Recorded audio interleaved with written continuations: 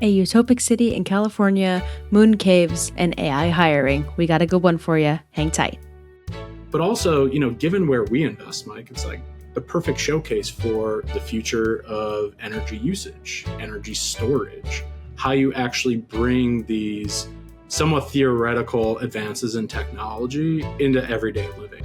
Investing in space isn't just sci-fi anymore. There are real use cases. Careers are going to be made, legends are going to be made. The most valuable companies in the world are eventually going to be ones that master space. So we're going to play, that's for sure.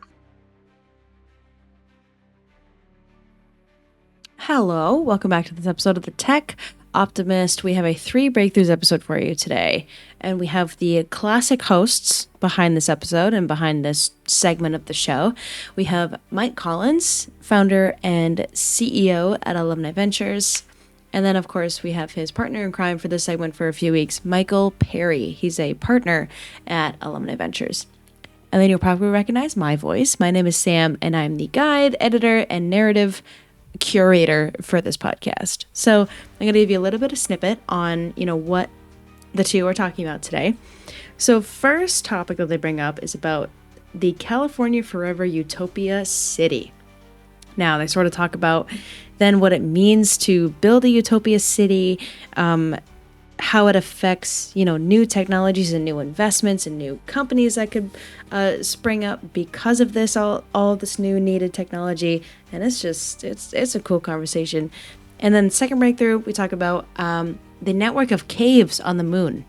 So then these guys talk about how important it is to invest in space in the future and how important it is to get into the space sector. And we sort of talk about lava tubes. So that's also a cool thing to sort of look forward to. And then the last breakthrough today is AI and hiring practices.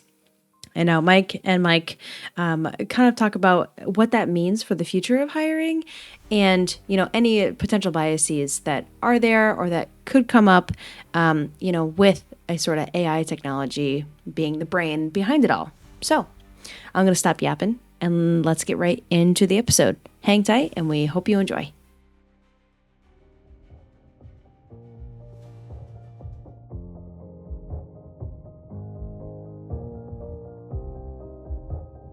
As a reminder, the Tech Optimist podcast is for the informational purposes only. It is not personalized advice, and it is not an offer to buy or sell securities. For additional important details, please see the text description accompanying this episode. Hey, and welcome to this week's episode of Tech Optimist 3 Breakthroughs. I'm joined today by Mike Peri in our Chicago offices. And I'm Mike Collins. I'm the founder and CEO of Alumni Ventures. And on this show, I get together with one of my colleagues to talk about interesting technologies that are happening and are potentially investable for us. So, Mike, how you doing? Doing great. Excited to talk today. I feel like we have a lot of timely subjects to discuss. So I'm happy to kick it off. Kick it off. What do you got? All right. So first, in recent news, I really want to talk about this exciting development that could change the way how we think about urban living and urban planning. So I want you to imagine a community that's going to combine all the cutting edge technology that you're hearing about in terms of sustainable practices, just modern living. Really fascinating to me and, not surprising, fascinating to Mark Andreessen and his family. Yep. As they're aiming for a new subdivision near the proposed California Forever Utopian City. So in my mind, a lot to be excited about here and a lot to just think about what this means for policy, engaging community. So at a high level, what's going to make this unique is first and foremost, it's going to go beyond just building homes, right? It's really about integrating smart technology and sustainable infrastructure to just straight up enhance quality of life. So you can imagine this neighborhood where, yes, your houses are energy efficient. The streets are designed to reduce traffic. There's abundant green spaces. You have a sense of communal living. But also, given where we invest, Mike, it's the perfect showcase for the future of energy usage, energy storage, how you actually bring these somewhat theoretical advances in technology into everyday living. So for me, I saw this and I was like, super cool, kind of mantelpiece of what it can do. But I'm really hopeful that it'll start to pull through into just like regulatory thinking, the future of what planning looks like in cities, even rural planning. There's a lot here that I think we can, lean on into and say, like, this is going to be the future of living, right? All these innovations we've seen and we've invested in will need to find their way into everyday life. And it's fascinating to see some of these early, groups that are coming together and saying, here's an example of this. We're going to be the first to do it, and hopefully we can replicate from there. What I love about this is, experiments are good, right? Yeah. And, we've had a long human history of kind of utopian societies that, usually don't pan out as utopian. Yeah, exactly. But it still, moves the ball forward a bit. And I think we, have seen with big technology shifts like the automobile, some real positives. And then there's, some things, the kind of suburban trend and the kind of the gutting of some of our cities and downtown areas. And, the railroad and how it impacted certain towns when the highways came by. And, that's the story of progress. And with all these technologies that we're so excited about, from, self-driving cars and distributed grids and innovation in energy, it is going to impact how people live, where they live. And, we need people trying new stuff and learning from things that work and tossing out things that don't. And whether, these particular things, I think, are powerful in that folks with money and folks with power and folks willing to push the envelope are trying radical new approaches. And, that frankly is how it moves it ahead for everybody. Yeah. So it's like, I wish we had more of these experiments going on in more places and at different scales. Because I think there is a lot of potential in where we live, how we live, urban, density issues. Oh, yeah. This whole suburban McMansion thing has, some real drawbacks. And so I am all for it. So it's one worth watching. Yeah, definitely. I mean, at the end of the day, at a minimum, it's going to force the engagement at a community level. How do we think about this stuff? How do we engage with one another about it?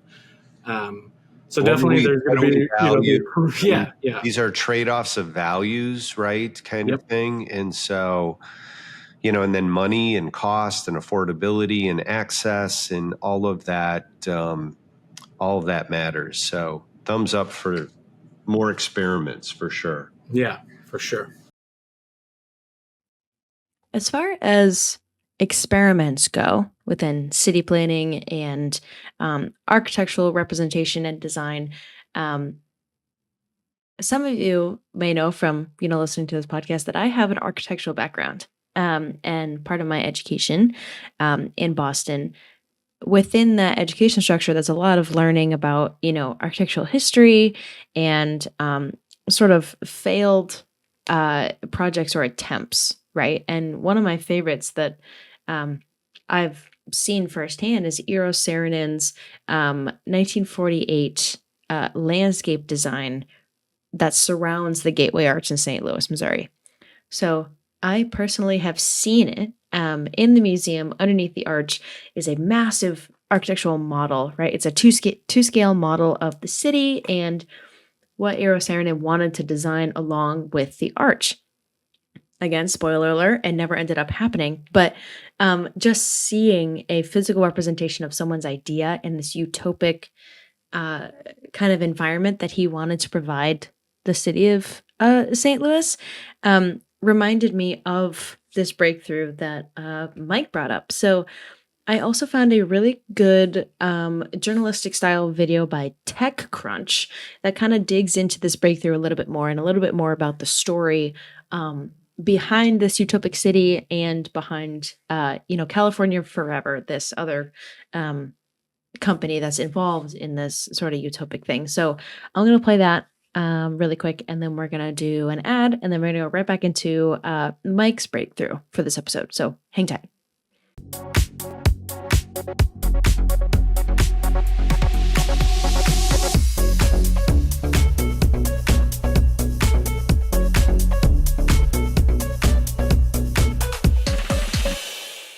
Over the last several years, a hotshot crew of billionaire tech investors have been trying to build their very own utopian city through a real estate developer called California Forever.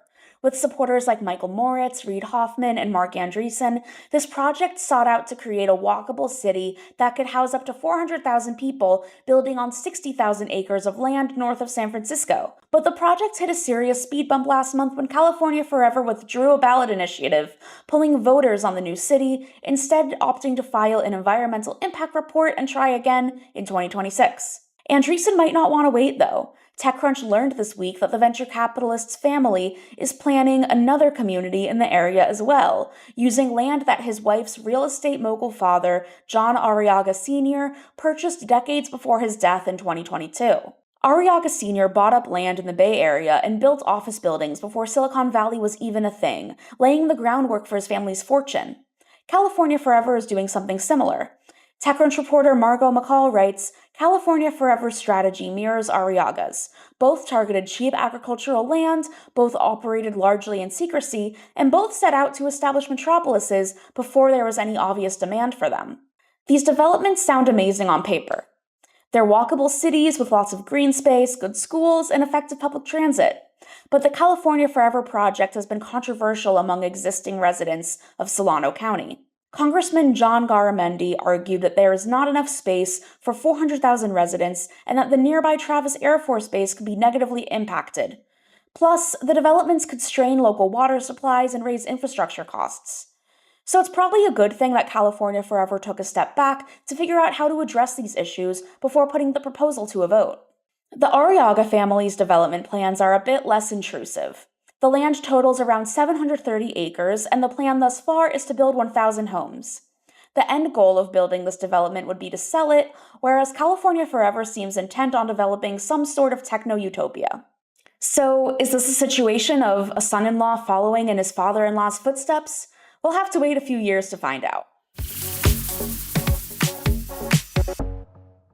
Hey everyone, just taking a quick break so we can tell you about the U.S. Strategic Tech Fund from Alumni Ventures.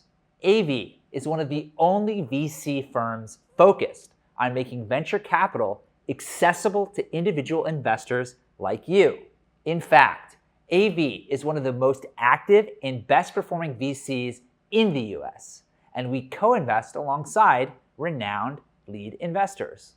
With AV's US Strategic Tech Fund, you'd have access to an investment portfolio focused on technologies that are critical to bolstering U.S. national security and economic prosperity. We prioritize 3 key areas: homeland security, cyber AI and digital strategy, and space innovation. By investing in companies innovating in these areas, you can support early-stage ventures and help encourage sustained growth and technological progress in the United States. If you're interested in learning more, visit av.vc/funds/strategic-tech. All right, Mike, what do you have? Yeah, this one's a little dated. We're here, 28th of August, and this came out a few weeks ago, but I'd just been meaning to talk about it, which is, basically finding this cave on the moon, right? Oh, yeah. Okay, I remember. And is that a thing or not? Who knows? We've also had, the astronauts kind of get stranded in space, having, we're going up for, a couple of weeks, hon. No, I'll see you in February, right? Kind of thing. Yeah, can you imagine that? I'll be back I'll be back over the weekend. Yeah, yeah. It's just like Never mind. I'll do next that week. next week. Yeah, exactly. So, Okay, so in regards to Mike Collins's breakthrough, we have a article from NASA directly that's titled "New Evidence Adds to Finding Hinting at Network of Caves on the Moon."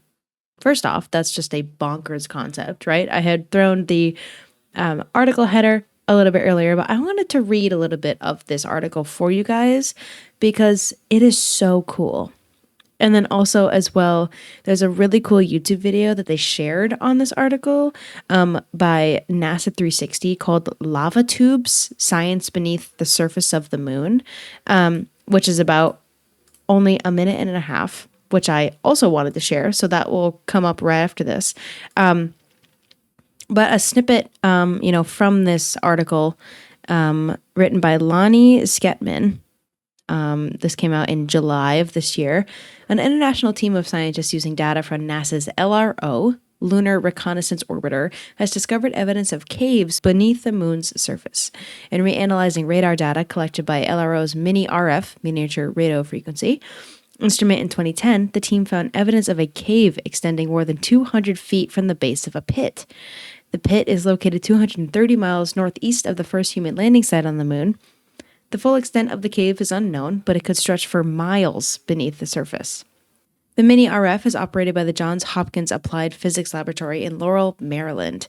LRO is managed by NASA's Goddard Space Flight Center in Greenbelt, Maryland, for the Science Mission Directorate at NASA headquarters in Washington. Launched in June of 2009, LRO has collected a treasure trove of data and its 7 powerful instruments, making an invaluable contribution to our knowledge about the moon.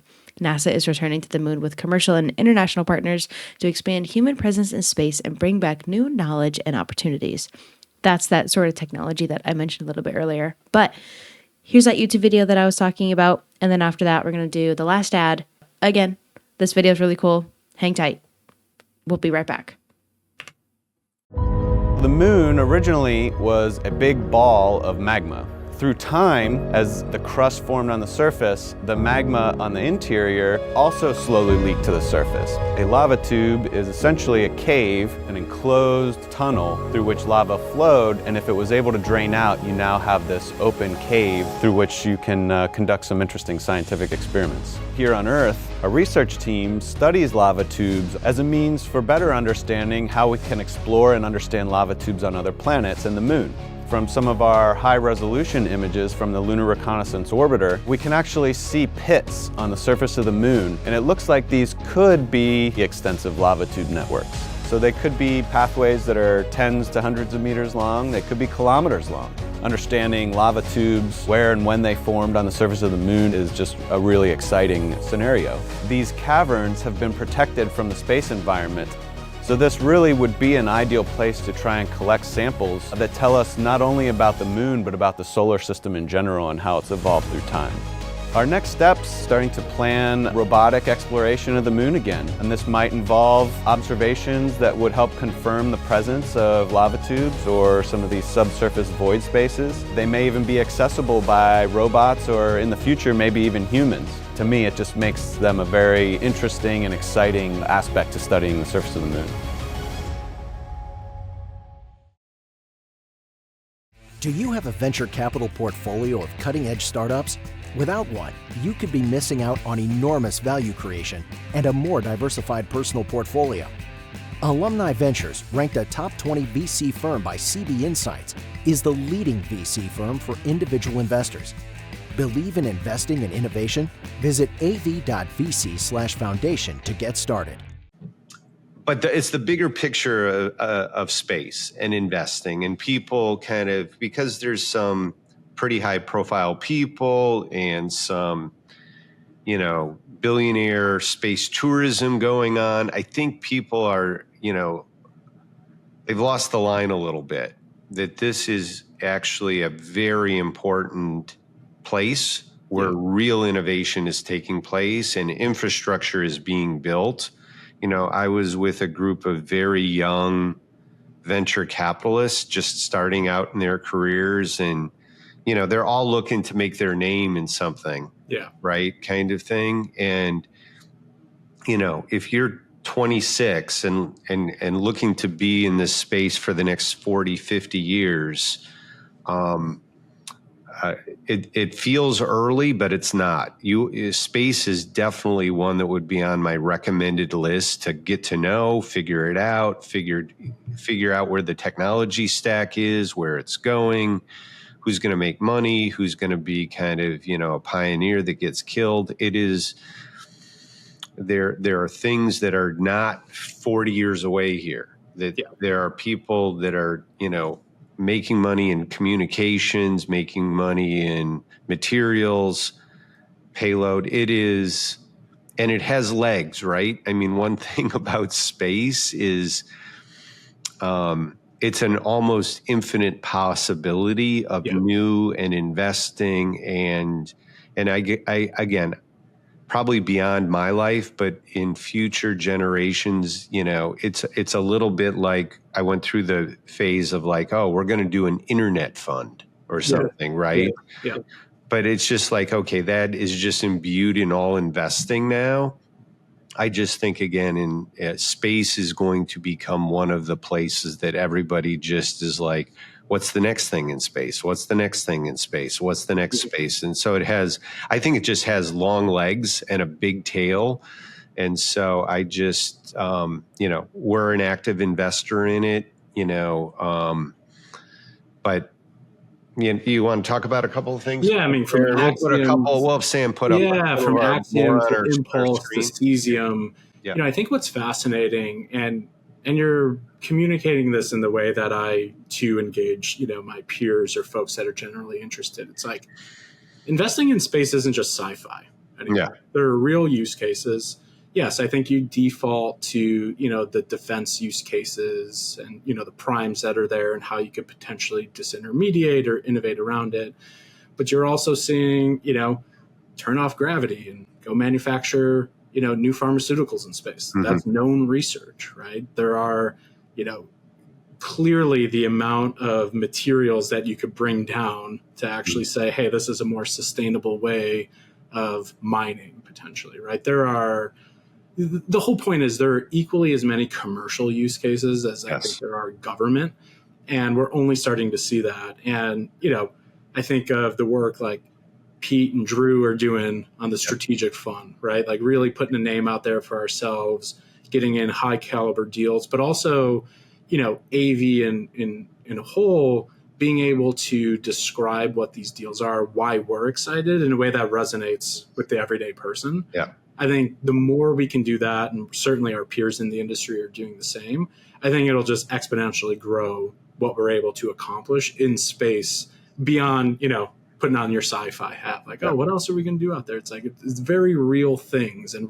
very real benefit. Yeah. And that's, again, what we're trying to do here at AV is just with the goal of kind of democratizing and bringing more people into this asset class. Part of our job is to kind of just share our excitement about, real businesses that make real money, that can be, a great investment and, really fascinating technology that just, is improving things with, communications or data or understanding of science that leads into making human lives better. And I mean, a little bit of a scary use case, but like astronauts are stranded in space right now. Yeah. Now we have a lot more optionality, a lot more, service providers that we can engage with to, that's a very real time, I think, interesting use case, but it's, it's demonstrating just what we're doing up there, the capability of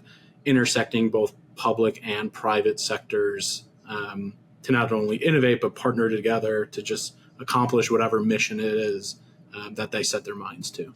Yeah. And again, I'm writing a paper right now on, just some of the areas we're investing in that are seeing kind of geometric changes, right? And obviously we've seen that for a long time in compute. Yep. I think, and another chart I looked at recently was just kind of payload costs, what does it cost to get something in space? Yeah. And we're on kind of the Moore's law kind of thing, which is just, more options, more commercial stuff, reduce cost. Elon's done amazing work there. And, I think NASA's pretty happy that they didn't sole source something when it came to moving people around up there. So again, the role of the private sector and innovators and risk takers and capital and the profit motive, the stuff works. There is a role for government and there's a role for the private sector, and that includes in space. And we are just, careers are going to be made, legends are going to be made. The most valuable companies in the world are eventually going to be ones that master space. So we're going to play, that's for sure. Okay, and of course, just like this last 3 Breakthroughs episode, I have been requested by the internal AV team to supply some of those companies in the AV Portco that are, within this sector, within the space sector, and are doing some really amazing things in like space and just space technology and stuff. So we have had Impulse Space on the podcast before. That was an awesome episode if you want to go back and listen to that. But that was with Tom Mueller, SpaceX's first employee. It was a really cool conversation around SpaceX and everything. But Impulse Space is a startup that specializes in developing advanced in-space transportation and propulsion technologies. They have their technology, their key products like Mira, Helios, and just general rocket engines.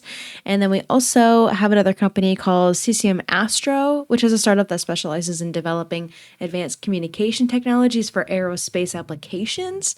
And their core technology is they design and manufacture software-defined phased array communication payloads. And these systems are used for airborne platforms and in-orbit satellites and spacecraft. So their technology optimizes radio communications between space, air, and ground assets. Their key products are the Nightingale series, the Compact, the SDR 1001 phased array systems, and then another company, the last one we're going to talk about today, is called Axiom Space. They were founded in 2016, and they are a pioneering company in the commercial space industry that focuses on a few areas. So they focus on space station development, human space flight services, research and innovation, spacesuit development, commercial space access. So they're developing the world's first commercial space station, known as the Axiom Station. And this plan kind of includes constructing modules that will initially attach to the ISS, eventually detaching those modules to form independent, fully commercial space stations, targeting late, 2026 for launch. And they're aiming for completion by the late 2020s. So super exciting, super innovative stuff coming out of all 3 of these companies. And we definitely recommend giving them a dive if you're interested. But let's round off the episode with the last breakthrough, and then we'll go from there. All right. Hang tight again. Thanks. Okay, Mike, what's your third one?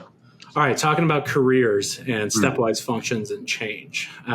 This is fascinating for me. It's an area that, I like all things that sell into, employers or benefits. I think they're really nice solutions that could be bought, not sold in that space. But, the AI day of reckoning is coming, I think, in transforming hiring practices.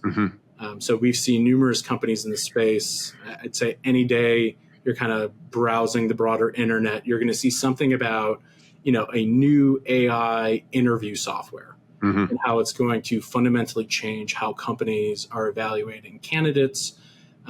Really, also raising important questions, I think, about fairness and effectiveness. Yeah. It's been top of mind for me, as you can see in the earnings and everything going on at the economy lately, missed the mark quite a bit on jobs. Yeah. I think a lot more people are sitting on the sideline saying, I'm applying to a bunch, I'm not seeing anything.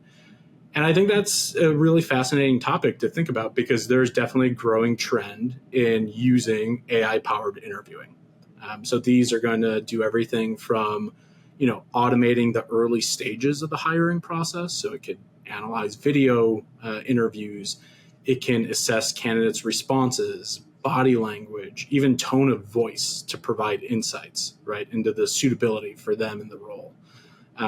So, face value for sure, very fascinating, going to provide incredible operational leverage, making hiring way more efficient, and really being able to identify, the best candidates.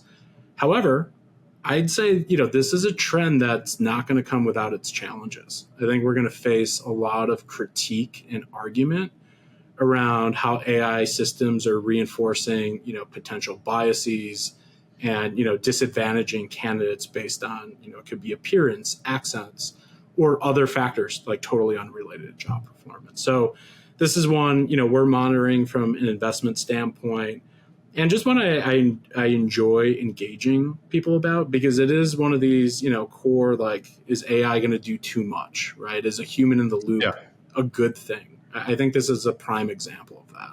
No, I think it's a great microcosm of what is going to be an area of constant discussion over the next 10 years, right? Yeah. And this is one very in the near term and in the now, right? These things are happening now, and listen, it's walking a line, right?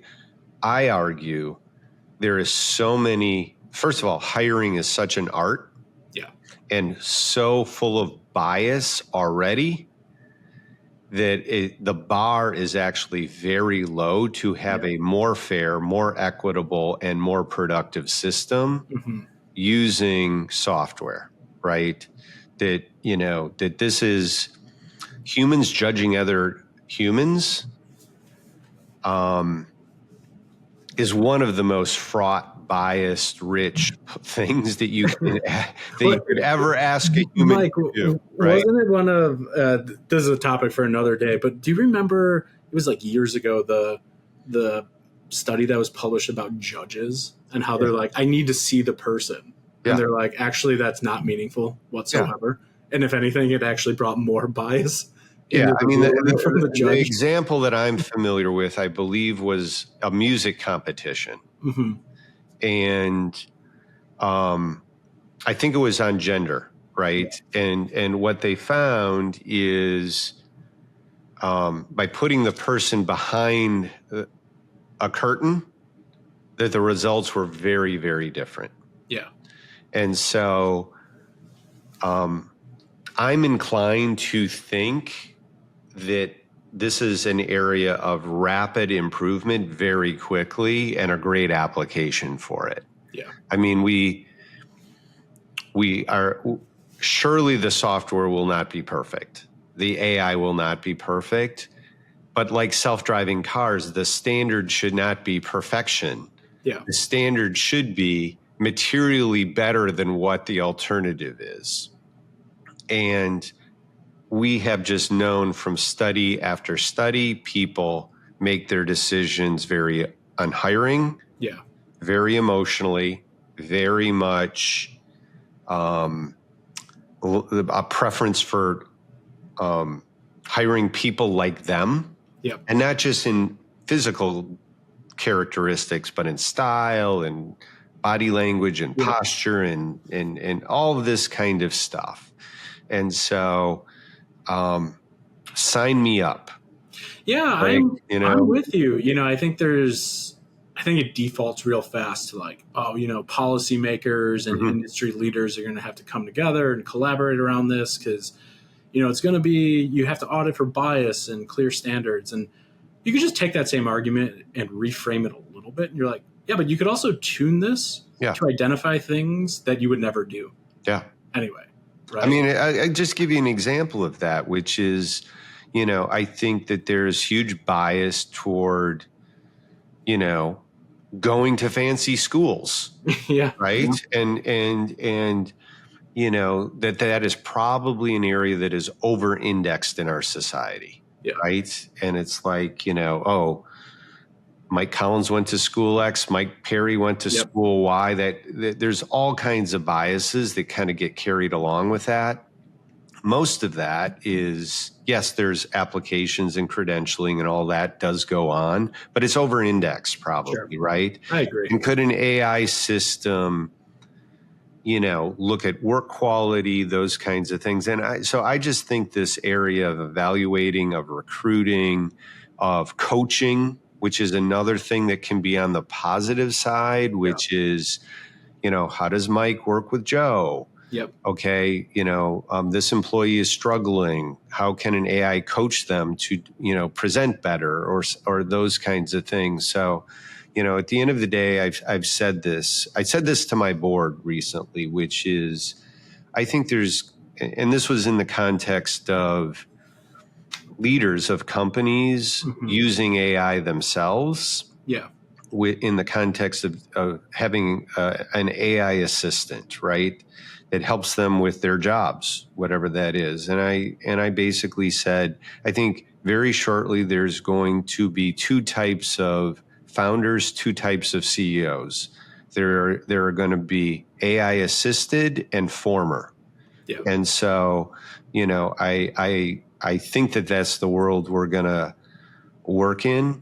And just bringing it right back to this point is, if somebody's heading up HR, people in culture, the career move is to get really good at picking these systems, using these systems, balancing these systems out with kind of human touch and editorial, letting the computers do what computers do well, letting humans do what humans do well. Yep. So, yeah, I think it's a fascinating area. And like you point out, I think it is a microcosm of conversations we're going to have over and over and over again in the coming years. But very exciting stuff. All right, Mike. Excellent. Awesome. Good conversation, and we'll do it again next week. Yeah. Talk to you next week. See you, Mike. Bye. Thanks again for tuning into the Tech Optimist. If you enjoyed this episode, we'd really appreciate it if you'd give us a rating on whichever podcast app you're using, and remember to subscribe to keep up with each episode. The Tech Optimist welcomes any questions, comments, or segment suggestions, so please email us at info@techoptimist.vc with any of those, and be sure to visit our website at av.vc. As always, keep building.